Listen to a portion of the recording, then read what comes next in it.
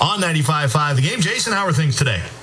Doing great, Jay. Hey, first of all, obviously we want to talk about Chris Paul. You've seen the report out of New Orleans. You've seen his statement saying that he's been a Hornet his entire career and he hopes to continue to be a Hornet for years to come. What is your reaction, and are you hearing any reaction from your Blazers sources to this news? Well, I think it's a little bit of spin control, PR spin control on the part of New Orleans to release that statement. I think Kenny said it earlier in the show. I think this is more of a short term, it's good news for New Orleans, but I think long term this is still going to be a problem, and Chris Paul will end up being dealt at some point by the Hornets.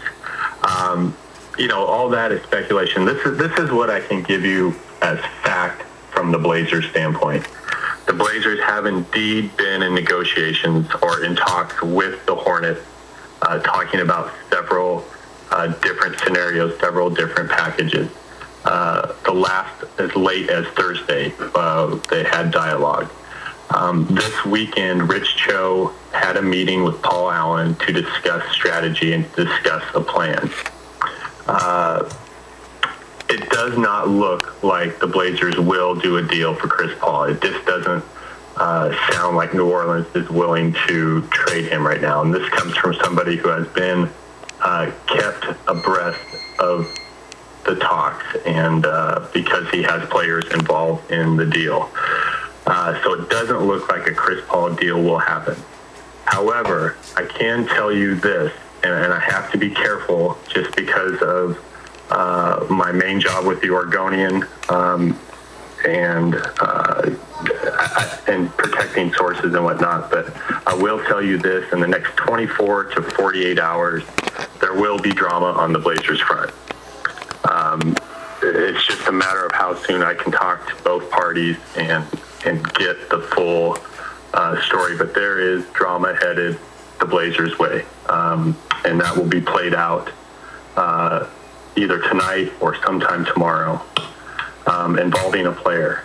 It has nothing to do with the Chris Paul deal by any means, but there will be some news this week involving the Blazers and their roster. Well, the first guy that comes to mind is the guy that we know something needs to be done about, and that's Rudy Fernandez. I want to respect whatever parameters you have to speak about it today, but is there anything new on the Rudy Fernandez front? I'm not going to go there, Kenny. Okay. There will be. Okay. At some point this summer, I think Rudy will be addressed by the team. Jay and I, Jay was right there when we were talking with Chad Buchanan at the Wesley Matthews signing. We talked to Chad Buchanan about Rudy and, what the Blazers' plans were. And, Chad didn't necessarily say that something was going to be done. He didn't feel like they needed to do something, but there were definitely options, and they've discussed it. But I think there will be resolution with that. Jason Quick, our Blazers insider from the Oregonian, is with us. Well, it's very interesting news, Jason. We certainly appreciate you sharing it.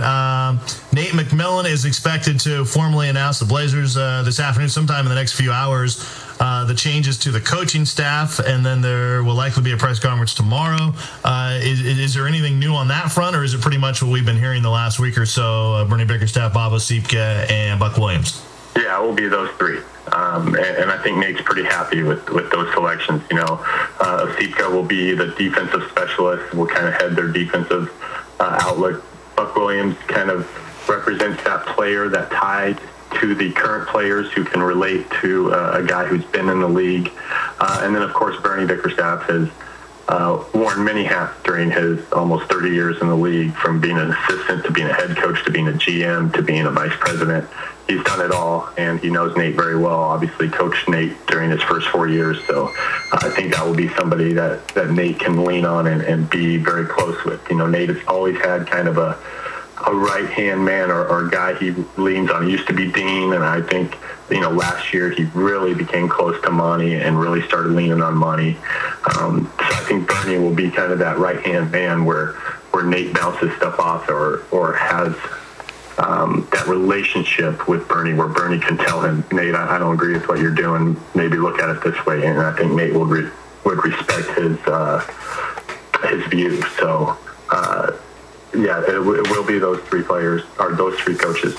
Hey, Jason, you said that doesn't look like at this time the Blazers will be able to do a deal for Chris Paul. So does that turn their attentions elsewhere?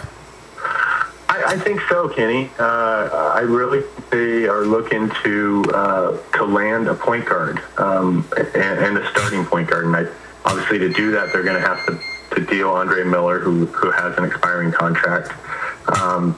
It's interesting.